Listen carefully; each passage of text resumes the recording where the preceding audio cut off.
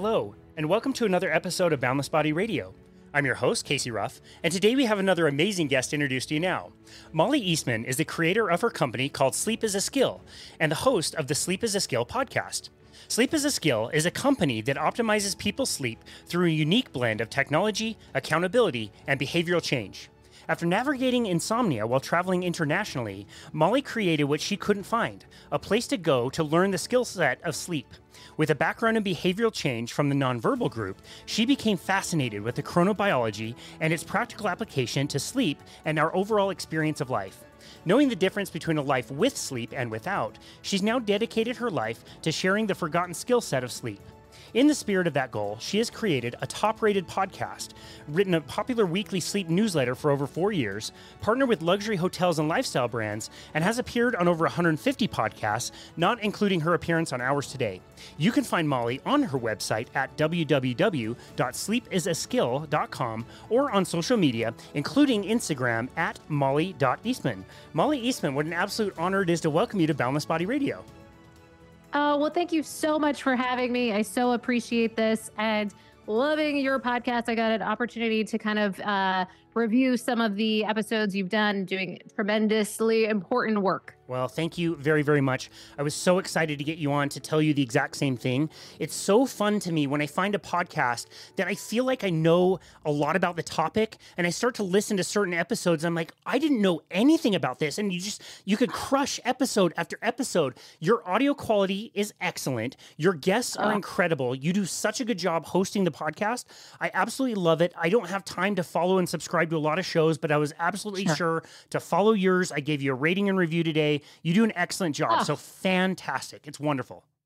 Well, thank you. Thank you. And I will be sure to do that with the review piece for yours, because I was just perusing it right before this as well.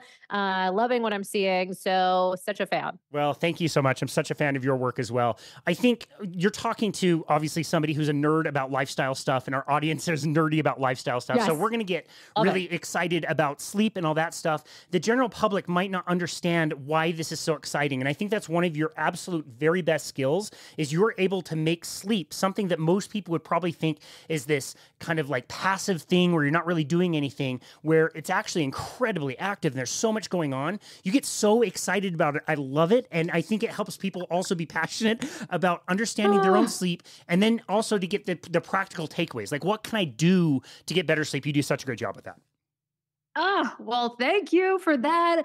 And listen, I mean, I know you read some of it in the bio. I truly experienced a whole, first half of my life, not sleeping well, not prioritizing it, and thinking, kind of like that goldfish analogy, like the goldfish doesn't know that it's in the dirty water or whatever. Like, I just didn't know that a life where you wake up in the morning and you feel well, you feel rejuvenated, you're not dragging, headachy, feeling almost borderline hungover. I literally used to think that was how life just was. And so after going through this period of insomnia, transformed my life, I was, put on sleeping pills and all kinds of things. And I thought that this was like the only path at that point. I thought that that was just what was going to be available to me in my future. Turned out I was very wrong. And I really am committed to sharing what I believe in our modern society has become a skill set, which is sleeps and sleeping well. Yeah, that's great. And that's a great analogy. The fish and the fishbowl would not notice the water. We don't notice the air around us. It's easy to look back and say like, okay, these are the things I was goofing up and these are the things that I'm doing so much better with sleep now. But again, at the time, what were some of the things that you could have addressed earlier on, and how did that become an interest of yours to start to address? So good. Well, one, simply the way I was relating to this area of life was one of a lot of labels and narratives. So that became self-fulfilling prophecies, if you will. So I would say things like, I'm a short sleeper. I'm a night owl. It's in my genes. I'll sleep when I'm dead. Mind over matter. If you don't get a good night's sleep, just pull yourself up by your bootstraps. Come on, don't be weak-minded, hustle, whatever. All these sort of things. And I was relating to this area like it was just sort of a fixed reality. And I see this a lot for people where they come our way and they're like, well, I've always been a bad sleeper. And, my father never slept well or this, that, and the other, whatever. And it while we might have particular set of results at this point, what I think is truly available to us because our society is one where we have become so divorced from some of the fundamental, often free or low cost things that can support totally transforming our sleep, that are often environmental, behavioral in nature. That when we start implementing these things again, we can actually, or maybe not even again, maybe for the first time, a lot of the things that we are likely discussing today, many people just have never really done, and I had certainly never really done those things. So what life looked like for me before was one of a serial entrepreneur in Manhattan, burning the candle at both ends, had no clue when sunrise, sunset, just had it that, oh, as human beings, we've surpass the need, this like, lowly need to be connected to these rhythms of nature, living in the city that never sleeps, could create our own self-created rhythms of nature. And I would just be justified and righteous and say, well, what's the big deal? Just sleep in. I make my own hours, not a problem. And having no clue what that was doing to my biology, my psychology, and more. So to begin, I think it was that kind of maladaptive psychology and relationship to my sleep and thinking that I'm just kind of at the effect of versus in the driver's seat of my sleep results.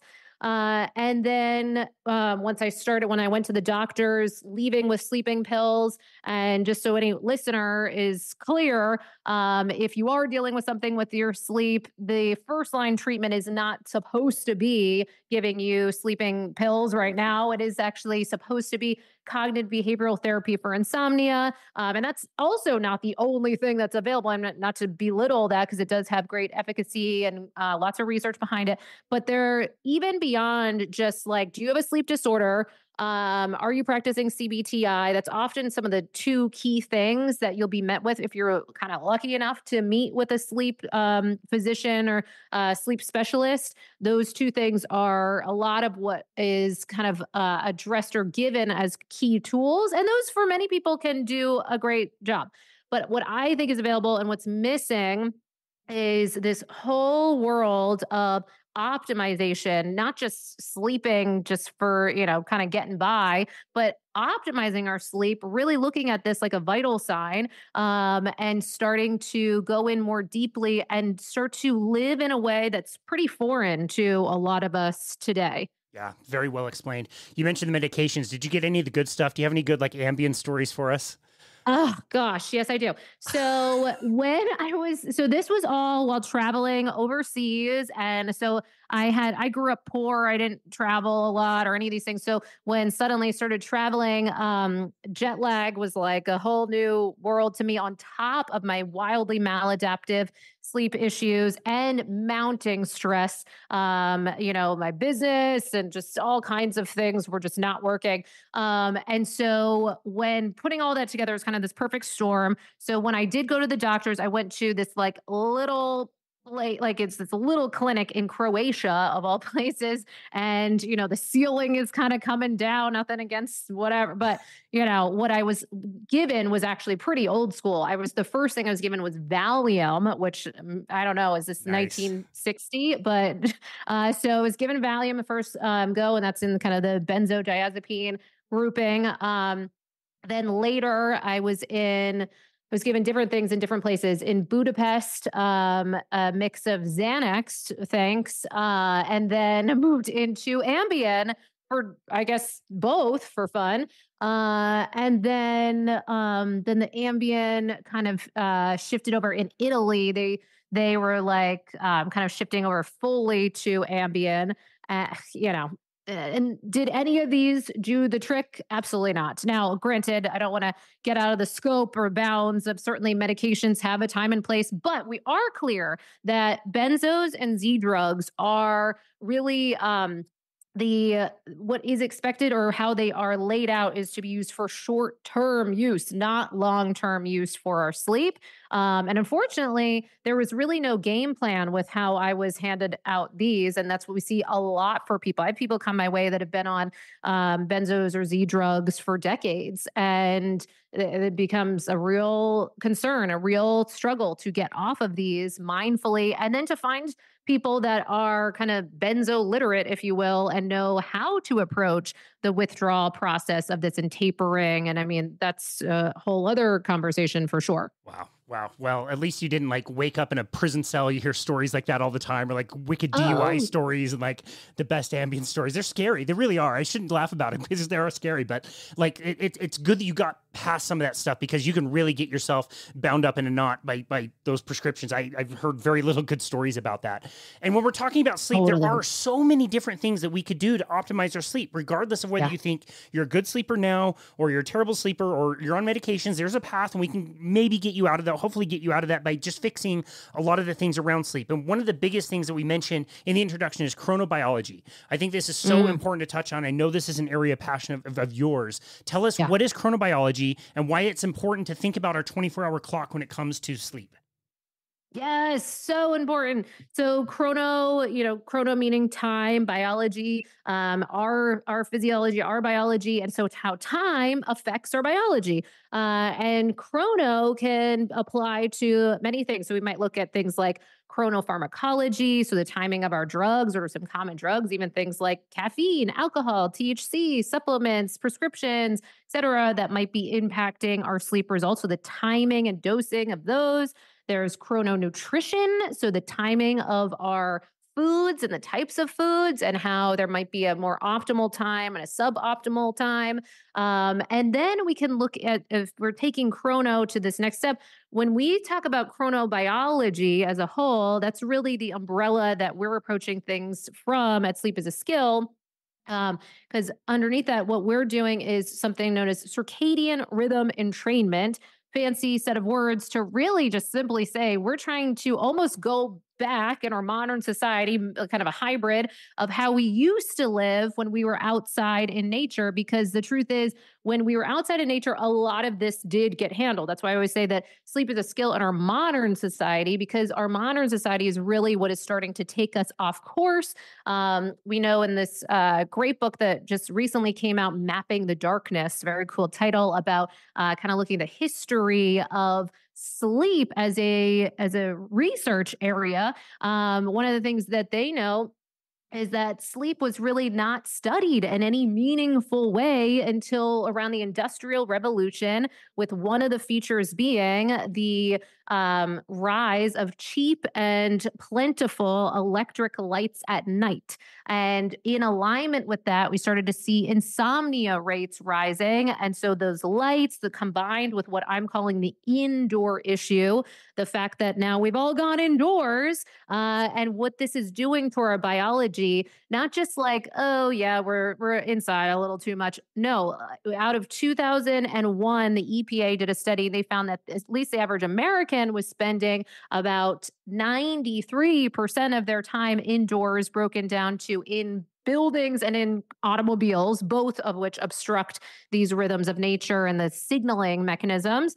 And so that was in 2001, before a pandemic, before smartphones, laptops, work from home revolution. Yeah, all the things, right? So it's likely a whole other, it's probably like what, if we were betting people, probably high 90s, if you will. So either way you cut it, we're spending an inordinate amount of time indoors, and this is not how we're designed. Our biology has not caught up to this. This is another reason why another area of possible, things to get into if people are in the entrepreneurial space, building biology and the importance and emerging prevalence of this, of really taking the time to design. If we're spending so much stinking time in these spaces, but it would behoove us to make sure that as much as possible, they're serving our biology. So taking it back to this conversation of chronobiology and sleep, Well, at its core, we're really trying to start with the most powerful time giver to our circadian rhythm, which is light dark. We know that clearly, lots of research to support that it is the most powerful Zeitgeber time giver. So, with that, the most basic way to say it is that we're looking to get brighter days and darker nights. However, the practical application of that does actually take some kind of planning and setting yourself up to actually fulfill on that. Yeah, gotcha. Okay, so when I'm thinking about this, I tend to think of this and explain it almost like a pendulum, where if you're getting the big bright light during the day, that pendulum is going to swing so much further over into the side. And the problem, as I understand it, Yeah. is if I'm waking up, I'm driving to work in the dark, I go into my office, I might not see Yes. the light all day, then I drive home or I work from home, like you said, which is way more prevalent now, and then I stay up and Yeah. I watch Netflix. So it's just like instead of getting big light and then no light, it's like I'm getting this low light during the day and then way too much light at night. And so that pendulum just can't swing in either direction. Is that an okay way to think about it?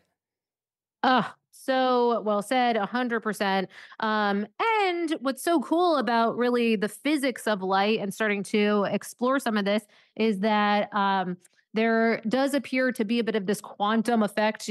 People might have heard of quantum biology starting to emerge, at least in the mainstream conversation a bit more.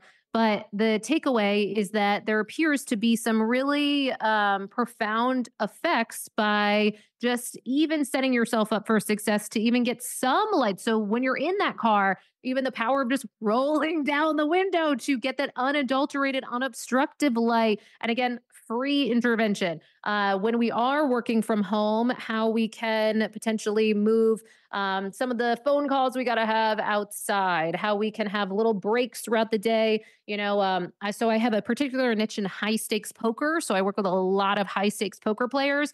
They're in what? They're in casinos designed on purpose to confuse the circadian rhythm, an absence of windows, an absence of clocks, lots of stimuli, lots of bright lights, no real sense of what time of day it is. And so when we see groups like that, even them we're able to still interpret. It's pretty challenging. It does take some work. Like we have to get them to physically in between their breaks to go outside, which can take forever when you're a casino. They're huge, they're massive. To even find the exit is like a thing Good in a call. lot of these places.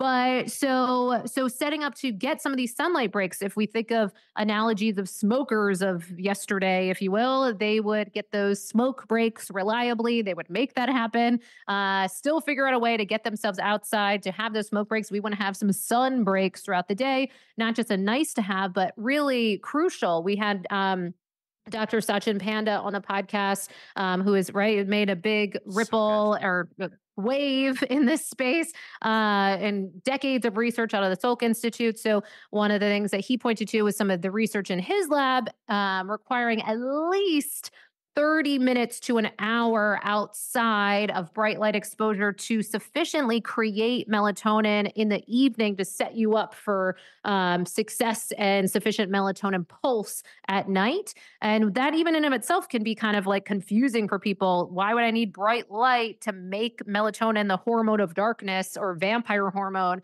at night?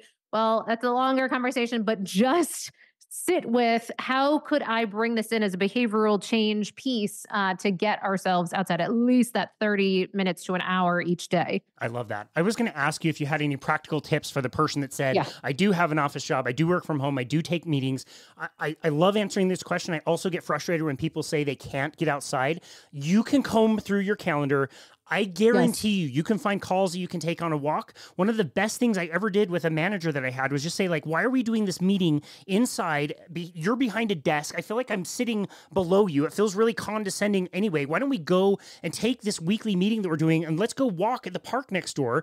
I'm side by side Okay. with you walking. So I think there's a component of that feels like we're going through problems and sorting things out together. It was awesome. It was Mm, great. I loved it. Like, there's so many solutions that people could amazing. have if they just think about taking lunch outside. Like, there's so many ways that people can get out there.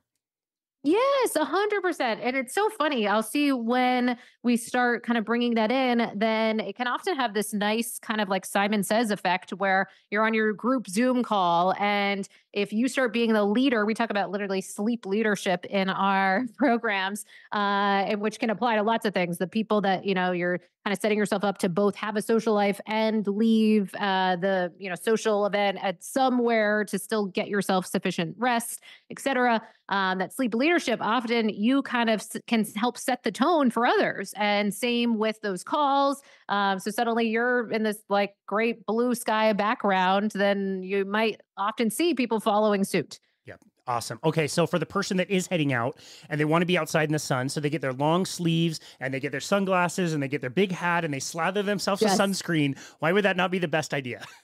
Oh my gosh, so good. And this is where people start getting confused, and rightfully so. Why wouldn't we? Because for so many years, there's been these call it like kind of fear the sun, avoid the sun, for many different voices and many different perspectives. So, a couple things. One, we want to think of the sun as a drug because it really has measurable drug-like effects, phototherapy.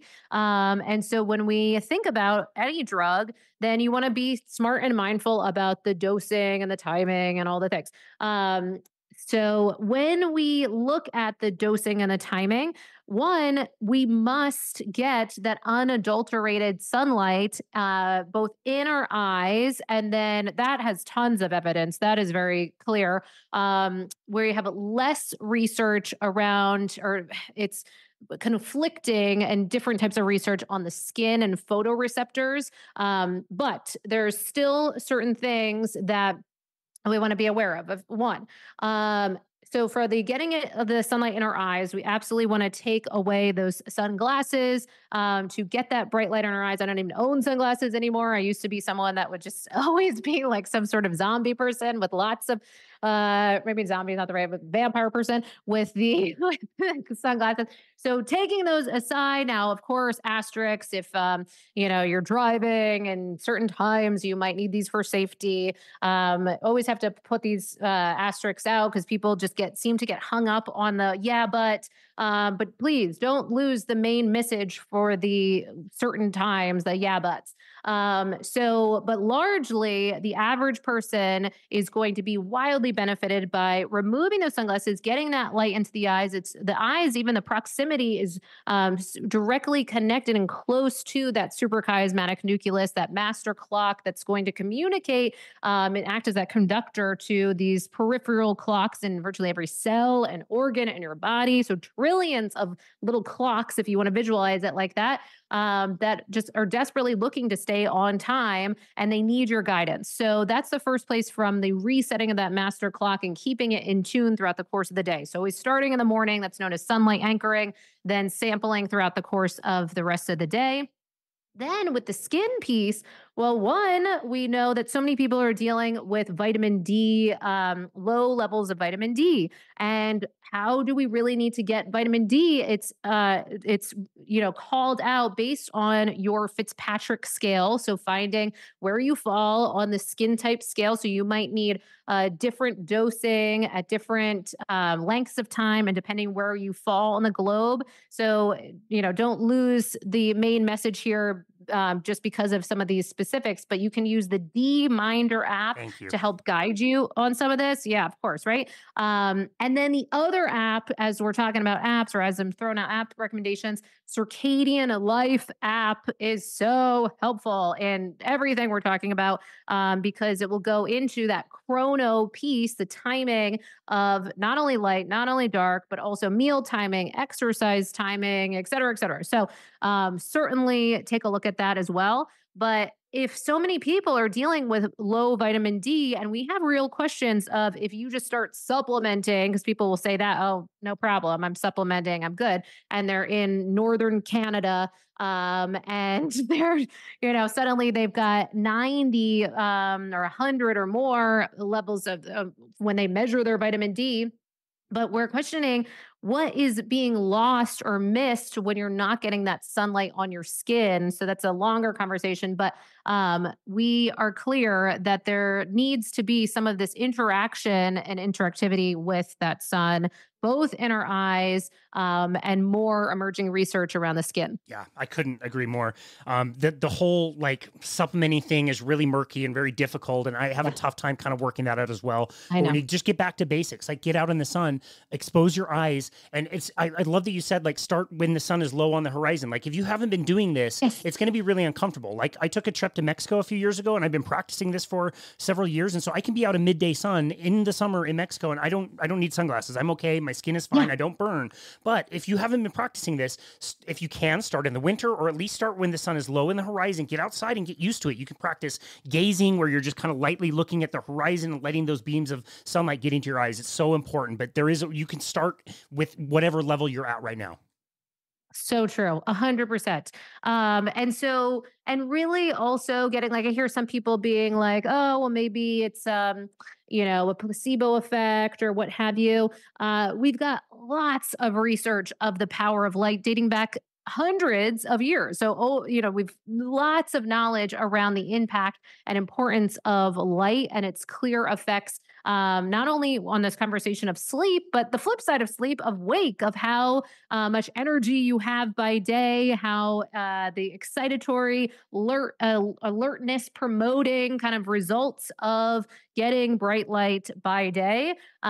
There's now beginning to be certain wearables coming out that can actually track how much light you're getting and start to make that argument very clearly and dynamically, so that as you're getting that bright light, then it will kind of make that message be heard that, okay, this is likely having making you sleepy when you're in your normal home office environment, for example. Or I'll check the wavelengths and the lux in lots of different environments.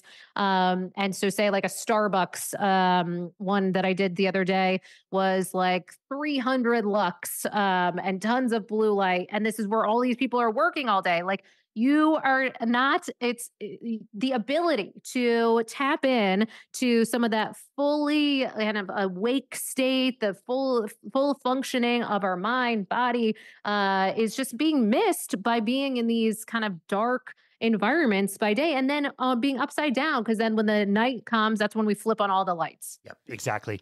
Yeah, no, to be clear, like, the cloudiest day you could ever be is far more brighter, has far more lux, and like a really bright environment inside. So it is important to get out there. And I remember learning about heliotherapy, especially in places like Switzerland, where it was called heliotherapy, which means sun therapy. People would go there like 100 years ago with like bone problems and rickets and all these things. And if they sat out on the sun decks and sunbathed, they could cure themselves, they could fix themselves. But the catch was they wouldn't get good results if they wore sunglasses. They had to be exposed to the sun fully. We knew this could cure people. And it's just one of the things we've lost.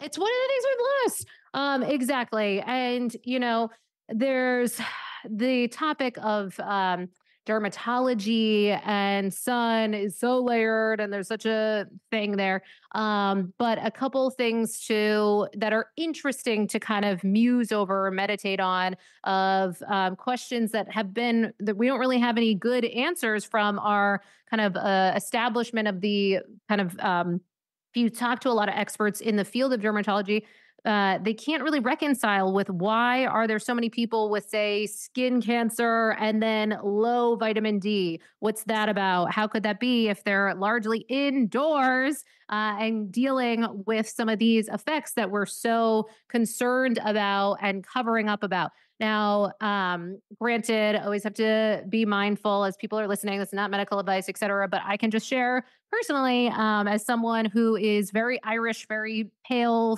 fair skinned. I am someone who now never really wears sunscreen just about at all. And I'll call out if I was, in certain times, if you're doing some crazy, like, all day out in the ocean thing, then really just using some of those things like zinc, mineral rich components, or using kind of shielding in same ways you might see like landscapers or certain people that are out in the sun routinely, kind of covering up a little bit if they need to deal with certain things like that. We can also go to animals and look at how do they manage things. And so oftentimes there's examples of animals going out to the watering hole in the mornings, the sun is rising, they're out and about, they get their morning sun, all the things. And then if it's a little too, hot, bright, they're seeking shade. And that's about it. But you're still outside. Even in the shade, you're still getting some of those benefits. It's not like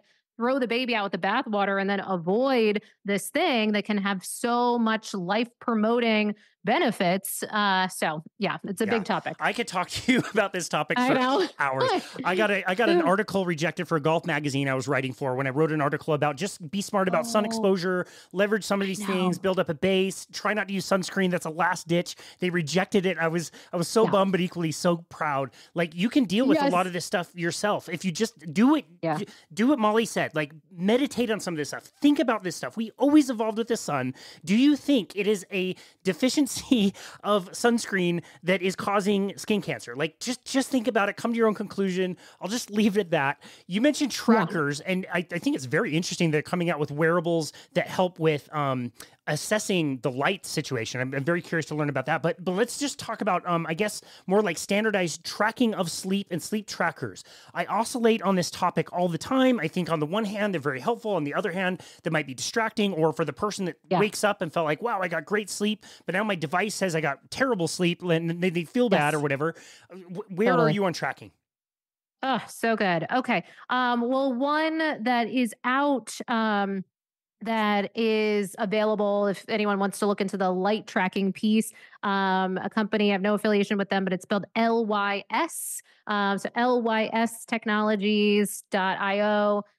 They're looking at kind of pulling research grade information about your environment, to understand the physiological impacts of things like light, dark on your biology. And then there's rumblings of additional wearables that might even be more user friendly. Like this one, you got to clip on, and what have nothing against it, but you got to clip it on. You got to kind of think about it. And then there might be new ones that there's lots of rumblings that could be more like watch like and just kind of a part of your routine.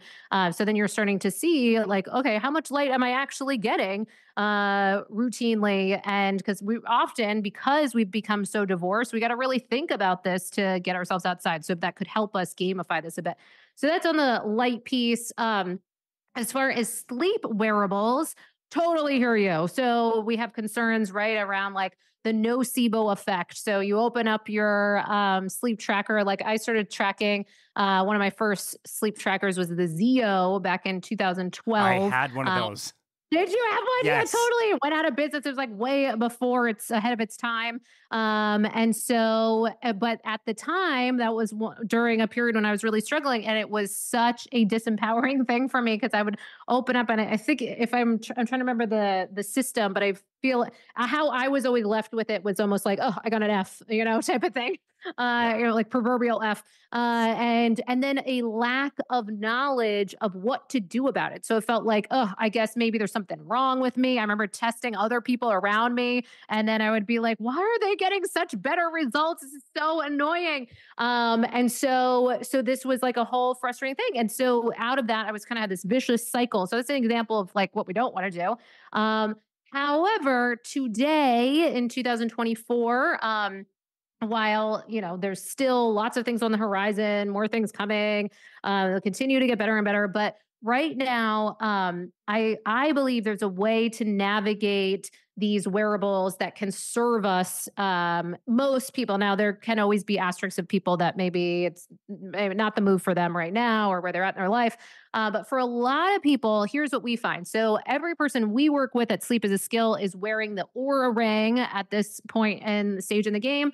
And what's valuable for us about that is, well, one, we have a huge emerging database of information from a sleep optimization perspective outside of research that can help us see, like, okay, what really is moving the needle for people, and what's just kind of like, falling on empty ears, like it's not moving, it's not doing anything as a result. So we get to gather a lot of information, but more so than that, for the average user, as long as we are now going into this, approaching this like a skill set, like anything else, if you're learning to play the piano, like, okay, piano 101, and we kind of start with a blank canvas, how can we begin that way with sleep and start to test and experiment kind of N equals one component or look at sleep? And one of the things we find is pretty quickly, people tend to start influencing and moving the trends with their sleep results in various aspects of things, whether it's,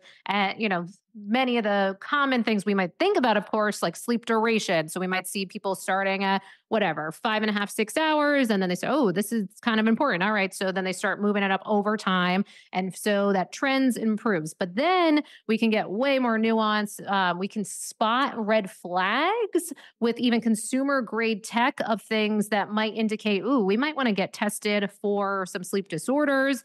I am biased. I would like to see a future where everyone is being tested multiple times throughout the course of their life for sleep disorders. Because even if you didn't have, say, sleep apnea or something of that nature, you can develop it as you age because it's dynamic. So even for the people that say, oh, I was tested, I was clear, I'm good. Well, how long ago is that? What's happened since then? Have you gained weight? Have hormones shifted? There's a lot that can kind of come into play that can give you different results. So our wearables can actually help us spot some of that. Beyond that, our nervous system and the management of that can really show up, like heart rate variability, respiratory rate, body temperature, and components of blood oxygen, et cetera. So those can really give us some clues if we're starting to go into a bit of a stress response. And is it spilling and bleeding into our sleep results, which is often they're often married in a particular way. Yeah, gotcha. Okay, so it sounds like a helpful tool where needed, maybe not necessary all the time, but if you're trying to optimize, like I said, take steps in a positive direction, it's something that you can use to give good results. I think that's totally fine.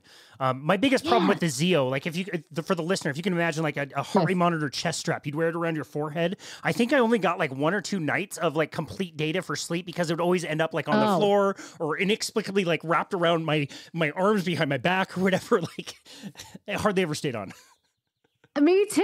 I know. And, there's been in recent years more modern wearables that are trying to do something similar to what the Zeo is doing with a little bit newer kind of tech. And even those, sadly, I've found similar results where they're falling off. And particularly for women with their hair. And, there's some people, oh, I love it, but they're men and they have no hair at all and they're doing great. And and even for those people, just the practical application of it, there's still some missings. And that's why I'm, definitely calling out that where we're at in the timeline of sleep research and sleep advancements, there's still some missings because there's certain things that, of course, you're going to glean from more brain-based data than you will from something on the hand or wrist. But that's not to say that we can't get a lot of information in a different capacity. Because when people go to a sleep lab right now, it's really largely to be diagnostic of, do you have a disorder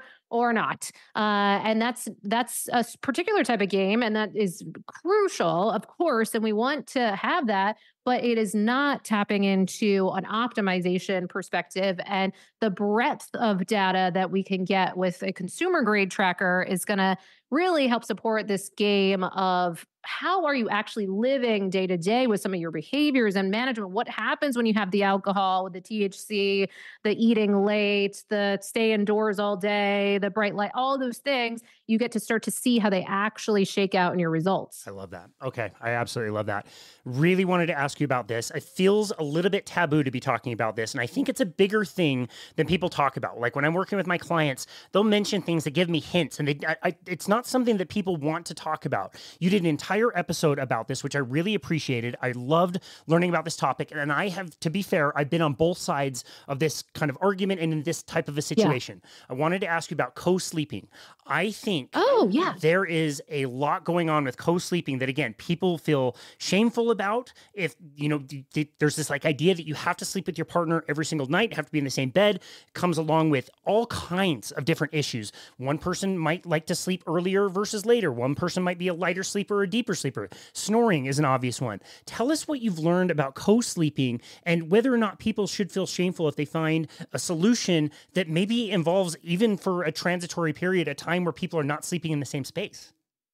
Oh my gosh. I'm so glad you asked that question because it turned out I was actually really surprised. I continue to be surprised by this. This is still one of our most popular podcasts to date. And it's not as if, we had some like huge name or something on the podcast about this. It was the topic. The topic is so paramount. And so how it was kind of labeled, I think why it gets the keyword search results or what have you is because of sleep divorce, and people seemingly searching, I guess, or somehow finding their way to this episode around, do we get a sleep divorce? And the guest that we had on was fantastic. Highly recommend Dr. Wendy Truxell. She wrote the book on sharing the covers. And what she's doing is a great job of aiming to potentially rebrand or rename sleep divorce to a sleep alliance, which, lands in a whole different way. Like we're working together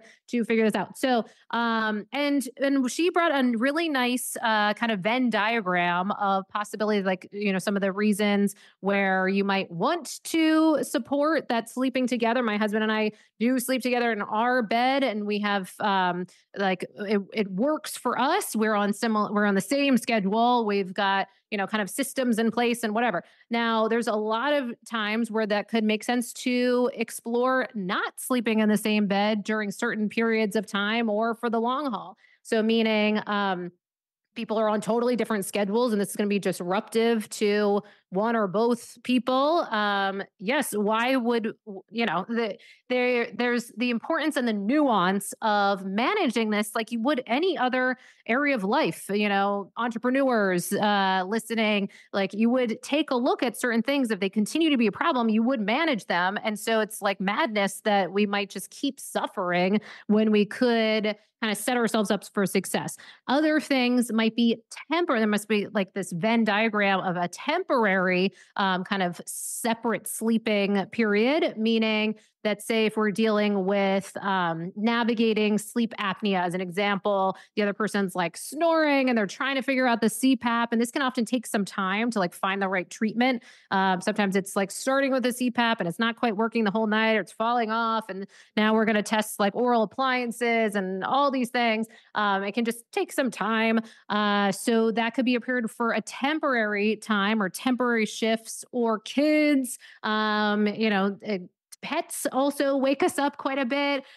So there's the consideration of who is in our bed and is it making sense to share the covers as that book points to, or is it becoming like a problem? We'll tag that episode in the notes. I found it to be so helpful for people. Just the tips and the things that she was saying, like, look, communication is the biggest thing. Let's talk about this. Let's get this out in the open. We don't need to have shame around this if this isn't working in this part. There's other benefits of like, meeting your wife in the morning after you haven't seen her or whatever. Like there's so many things to consider. And so I do feel like it's more prevalent than we think and people aren't talking about it as much. And so I think it's fair for those people to be able to have those conversations and try to work something out.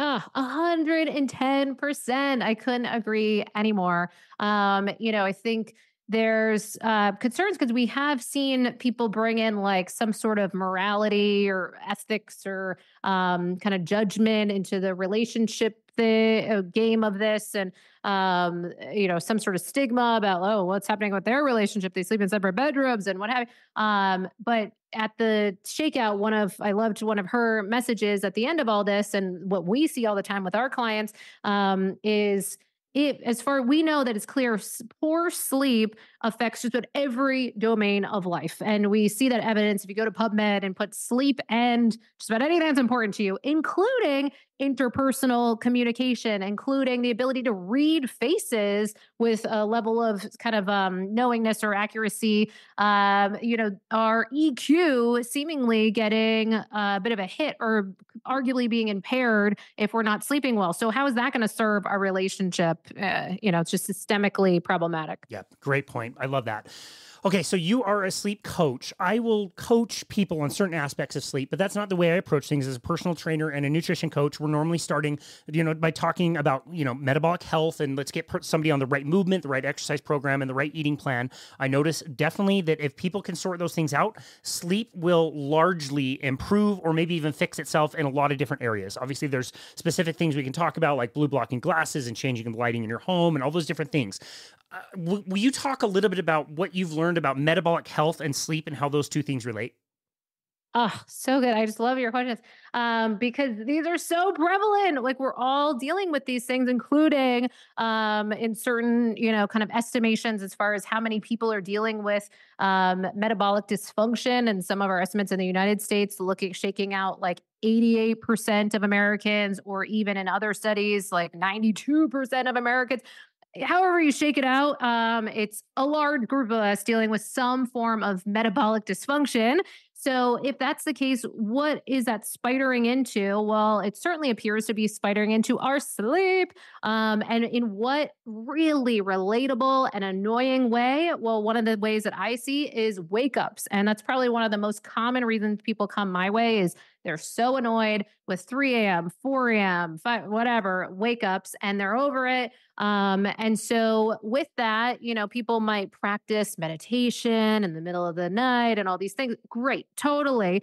But also like, why is this happening? So we want to and kind of pan out and then see first, whenever we have people coming our way with wake ups, we always address with that testing and making sure we're not stepping over sleep disorders, which certainly will wake you up if you're snoring, if you're dealing with apneas, lots of things to set you up for more fragmented sleep possibilities. But then one of the second most common things that we go to is looking at our blood sugar regulation. So we'll often have people wearing continuous glucose monitors, and we can overlay. We actually did this with a small focus group with Levels Health. And so we had people wearing the CGMs and the Oura Ring, and then we would see pretty reliably some of these drops in glucose throughout the course of the night in the wee hours of the morning, and then a subsequent wake up in alignment with that. And often the types of wake ups where they're kind of plagued with being up now. And that would make sense because it's a bit of a stress response if your body thinks that it's crashing in this kind of need for glucose. And so in those moments, we can start to reverse engineer. Well, why is this happening? Well, what's happening? Oh, look at if we mirror how your glucose is acting and kind of performing throughout the course of the day, glucose insulin relationship, and it can get much more layered with leptin, ghrelin, and all kinds of things. But if we look at that and say how we are by day often gets mirrored in the nights, then it gives us an access to a pathway for action to address the days so that we can support the nights. I love that. You hear about those blood sugar crashes and people being absolutely like awake. And that's the best time to go get a bowl of cereal, turn on all the lights in your house, walk downstairs, pour a giant bowl of Lucky Charms. Like that is just not going to end well for anybody. But you hear those stories all the time because you do have that severe crash. And what does your body do? Of course, it wants more glucose. Of course, right? Of course it wants that. And so if so many of us are dealing with this and these things, if you really want to get meta, these are all related. So living in darkness by day, not having kind of sufficient sunlight by day, then being under electric light at night, which we know can be impact certainly your circadian health, but impact cortisol levels, lower melatonin, all of these things can set you up for a destabilizing effect of that glucose the subsequent day. Now you got this vicious cycle and it's even harder. So these things are kind of related. Yep, I love that. Our kind of area of, things we like to talk about dietarily around here are things involved with like the ketogenic diet or carnivore diet or whatever. And so people that want to do that have a desire or maybe a need health-wise to be able to push into that. We'll help them with that as much as we can. And one of the complaints I would get a lot very early on is like, man, I'm waking up at like 4 a.m. I'm wide awake. I can't go back to sleep. Ever since I changed my diet, I'm waking up. And I took that at first, like, oh yeah, that sucks. And then you start asking a few more questions. You're like, well, wait a second. Like, were you tired during the day? And they're like, oh, well, no. I'm like, did you take a nap? Like, oh yeah, I used to take naps all the time. Now I don't. I feel like I've got really good energy. And it's almost like their sleep is compressed because it's becoming more efficient. Is that something you've ever noticed or come across? Oh yeah, that's such a layered one for sure. So here's what I can just share too. Some of the things that we see on the ground with some of our wearable data is exactly what you're pointing to as people might shift and change their diet, we can often see diet show up in our sleep results for sure, and in varied ways. So, I've seen lots of people they go sugar free, they cut out processed foods. There's lots of ways that you might see your choices of the quality of the food. We actually know there's certain studies that point to processed foods and sleep apnea upticking. And so there's some real measurable changes that we know about. And then certainly for things like ketosis, then we might see an uptick of sometimes. Here's what we just common trends. Sometimes shorter sleep, and they might have certain wake ups, but then it appears as if, at least on the trackers and then subjectively of kind of feedback, that it looks like quality sleep and sometimes an uptick in some of the readouts for deep sleep. Full disclosure on the wearables, some of the least accurate information is from the sleep stage classifications. So just knowing that, like, of everything you're looking at, the deep sleep and the REM, light sleep, and those call outs, those are just lower on and we talked about some of the reasons. It's not on the head. That's how we're understanding our brain state for those sleep components. And so we're kind of missing some of those. So it's making like its best guess, but it is getting a lot better. And Aura is one that now is able to, it has 1,500 nights against a sleep lab. So it is able to kind of legally say that it's like having a sleep lab on your finger. So that's kind of a big deal. And so now still, it's in the 79% accuracy for sleep stage classifications. But remember that in a lab, it's still only in the mid 80s as far as agreement of what stage you're even in if you're in a sleep lab. So there's still questions even there, and that's the gold standard. So, so having said that, we do tend to see with things like keto, we might see an uptick for some people in deep sleep, especially. There might be some of those wake ups, but then we tend to see that even out a bit later. Now, I'm not meaning to say that that's going to happen for everyone, but we do seem to see that trend. And then often I'll get to see some people that are become metabolically flexible, where they're able to kind of flex in, flex out, and then they're not dealing with some of those issues that they were dealing with, kind of like the keto flu and all those symptoms that when it's super new to them. Yep. I love that answer. As always, really important to the listener to experiment with this, try this out. Being super strict with any particular diet for a while might work great. If you do it too long, that might also not work great. And so we hear people that maybe have cortisol issues that have to reintroduce carbohydrates. That can be a thing. So just keep that in mind and always be willing to experiment. I love that you end your podcast by asking a certain series of questions. I'm going to choose my favorite one of the 4 questions that you ask. If I were to check out your sleep space, what kinds of things would I see? Oh my God, I love it. Yes. So good. Okay. So, and I think you're probably pointing to our question on what's on your nightstand, which then it will extend to like the whole area. Well, what's really interesting, and I've seen this through line with all of these people now that we've asked this question of, it's been interesting the number of people that also point to kind of a minimalistic, answer. And that's really what mine has become as well. And partly from that building biology side of things. So I'm looking to make sure that I don't have a lot of things plugged in around me, a lot of extra, if you're concerned about EMFs, I know it's a controversial topic, but it's, why would you even risk it? In my opinion, while you're sleeping, there's no need for you to be exposed to those things. So why not unplug, turn off Wi-Fi, have all of those things not there. There's not dealing with those. So, so I don't have some of the things you'd be not seeing would be there's no like lamps on the side of the nightstand. So I have certain red lights that have like little interesting settings where you can kind of push it and it will kind of glow red for a period of time, but then it can slowly kind of simmer itself, but it's all, battery operated and rechargeable.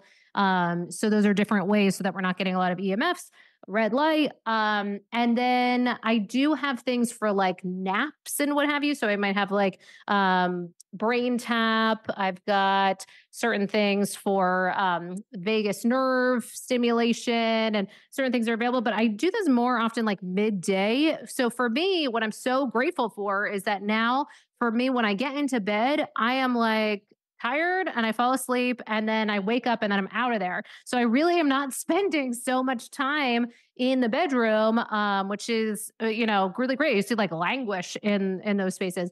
Additionally, I do though highly recommend cooling mattress toppers. That is one thing, and you can even improve upon the EMF setting for that. So there's ways that you can take the actual kind of hub and put that far from the bed if you're concerned about that. But I see that make a measurable change for so many people with their wearables and my own, and then use things like U blockout. And U blockout is something where then you can it's very gratifying because then you can just like pull down the shades and then it's total blackout. I have a client that called it like, he said something funny. It was like prison lockdown or something. Cause it just goes like, it's like so dark suddenly. So that's very fulfilling. And then, so doing that, then I've got red lights littered to the bathroom, like motion lights. So then when I walk to the bathroom, those turn on. I've got a plug-in one in the bathroom. I've got air doctors, like an air doctor and a Jasper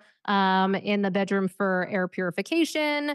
And then books, red light, kind of snake lamp thing for the books itself.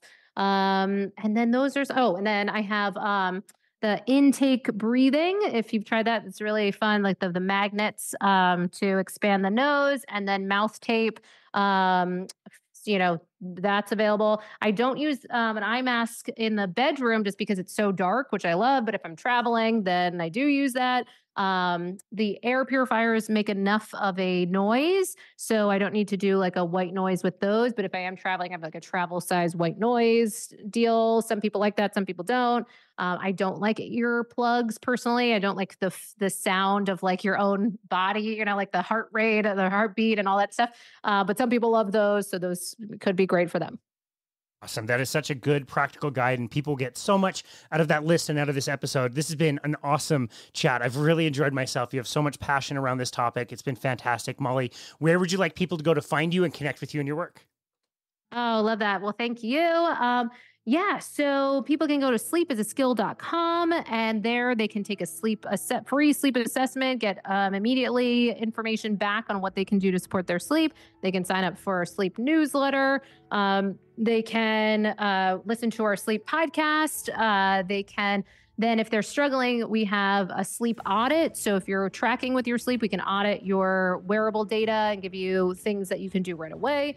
Then you can join our cohort if you're looking for further support, 8 weeks long, and go through that wearing an Oura ring. And then finally, one-on-ones where we test you with sleep tests. We test different 13 vials of blood, urine analysis, different things to kind of get a whole battery of information around what's going on with your health and sleep to really, kind of change the game. That's fantastic. Well, just like your podcast, your website is wonderful and has tons of amazing information. It's really, really well done and very simple. The assessment is great. Takes about 2 minutes. Awesome to go through. So, thank you so very much for all of the knowledge and wisdom you've acquired around this topic. It's so very important. And I'm very much looking forward to meeting you at the Hack Your Health conference this month in Austin. It'd be really great to meet you. But thank you so very much for everything you've done. This has been a great conversation, and you really brought a lot of great information for us. So thank you so very much, and thank you for taking the time to be on our show today. We appreciate you. Oh,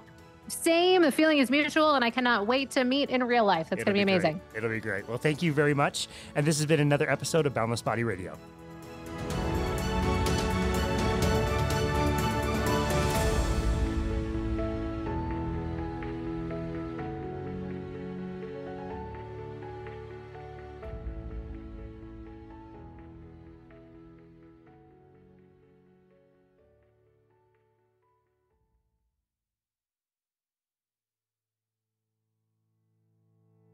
Thank you so very much for listening to and supporting Boundless Body Radio.